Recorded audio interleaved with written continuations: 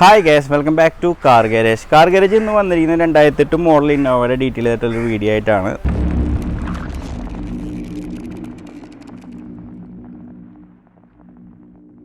Already ഇത് type 4 convert ചെയ്തൊരു വണ്ടി തന്നെയായിരുന്നു.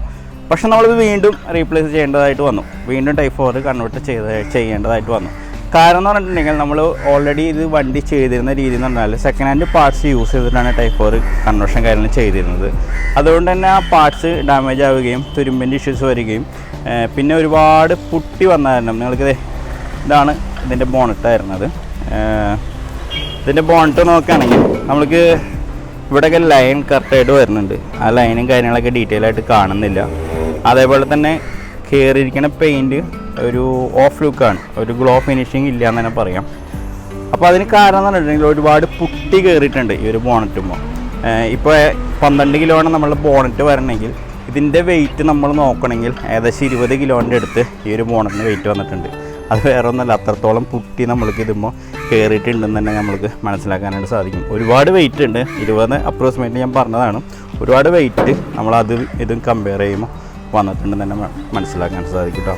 ഓക്കെ, അപ്പോൾ സെക്കൻഡ് ഹാൻഡ് പാർട്സ് യൂസ് ചെയ്തിട്ട് നമ്മൾ ടൈപ്പ് 4 കൺവേർട്ട് ചെയ്യുമ്പോൾ നിങ്ങൾ മെയിനായിട്ട് ശ്രദ്ധിക്കുക ആ പാർട്സിൻ്റെ ക്വാളിറ്റി, ഒരുപാട് ഡെൻറ്റിങ് കാര്യങ്ങളുണ്ടോ, പിന്നെ ഫയലിട്ട് അടിക്കുമ്പോൾ അതിൻ്റെ ഫയലിട്ട് അടിച്ച ഭാഗം എപ്പോക്സി അടിച്ച് അതിൻ്റെ തുരുമ്പിൻ്റെ ഇഷ്യൂ വരാണ്ടിരിക്കാനുള്ള ട്രീറ്റ്മെൻറ്റ് ചെയ്യുക എന്നുള്ള കാര്യങ്ങളൊക്കെ ഡീറ്റെയിൽ ആയിട്ട് ചെക്ക് ചെയ്യേണ്ടതായിട്ടുണ്ട്.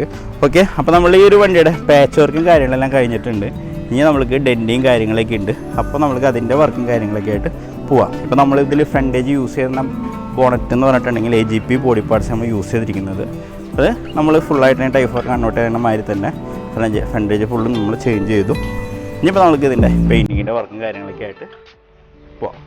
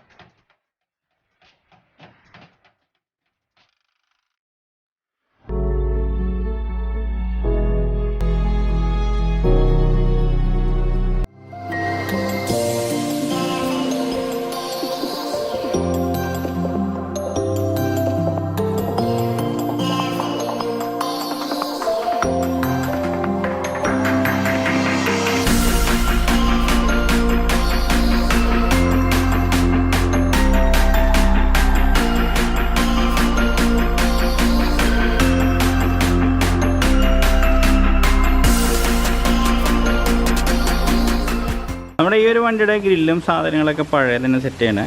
പഴയത് സെറ്റ് ചെയ്തപ്പോൾ നമ്മൾ പിയാനോ ബ്ലാക്ക് അങ്ങോട്ട് അടിച്ചു. കാരണം ആ ഒരു ക്രോം ഫിനിഷിങ് കാര്യങ്ങളൊക്കെ പോയിരുന്നു. പുതുമ കിട്ടാൻ വേണ്ടിയിട്ട് പിയാനോ ബ്ലാക്ക് അടിച്ചു. അതേപോലെ തന്നെ ഗാർണറ്റഡിന് പിയാനോ ബ്ലാക്ക് നല്ലൊരു കോമ്പവും കൂടിയാണ്. അപ്പോൾ അതിനെപ്പോലെ ബോണറ്റിൻ്റെ ക്രോം നമ്മൾ പുതിയതാണ്. അപ്പോൾ അതും മാച്ച് ചെയ്യാനായിട്ട് പിയാനോ ബ്ലാക്ക് അടിച്ചിട്ടുണ്ട്. ഫിറ്റിങ് കാര്യങ്ങളൊക്കെ നടന്നുകൊണ്ടിരിക്കുന്നു. നമ്മുടെ അടുത്ത് മോശമായിട്ട് വരുന്ന വാഹനങ്ങൾ പണിത് അത് പുതിയ ലുക്കിലേക്ക് മാറ്റി നമ്മൾക്ക് ഡെലിവറി ചെയ്യാന്നുള്ളത് ഒരു പ്രത്യേക സന്തോഷം തന്നെയാണ്. അതേപോലെ തന്നെയായിരുന്നു ഈ ഒരു വണ്ടി എന്ന് പറഞ്ഞത്. ടൈപ്പ് 4 കൺവേർട്ട് ചെയ്തിട്ടുണ്ടെങ്കിലും നല്ല പാർട്സുകൾ യൂസ് ചെയ്യാണ്ട് കൺവേർട്ട് ചെയ്ത് കാരണം ഒരുപാട് കംപ്ലയിൻസും കാര്യങ്ങളൊക്കെ ഈ ഒരു വണ്ടിക്ക് ഉണ്ടായിരുന്നു. ബോണറ്റിൻ്റെ ലൈനും കാര്യങ്ങളൊക്കെ ഉണ്ടായിരുന്നേ ഇല്ല. അതേപോലെ തന്നെ ഗ്ലോ ഫിനിഷിങ് നമ്മൾക്ക് ഉണ്ടായിരുന്നില്ല. പിന്നെ ഒരു പഴയ കളറായിരുന്നു നമ്മൾ പെയിൻറ്റിങ് ചെയ്തിരുന്നത്. ആ വണ്ടിക്ക് ഉണ്ടായിരുന്ന കളർ തന്നെയായിരുന്നു. അപ്പോൾ അതെല്ലാം നമ്മൾ ചേഞ്ച് ചെയ്തിട്ട് നമ്മളിപ്പോൾ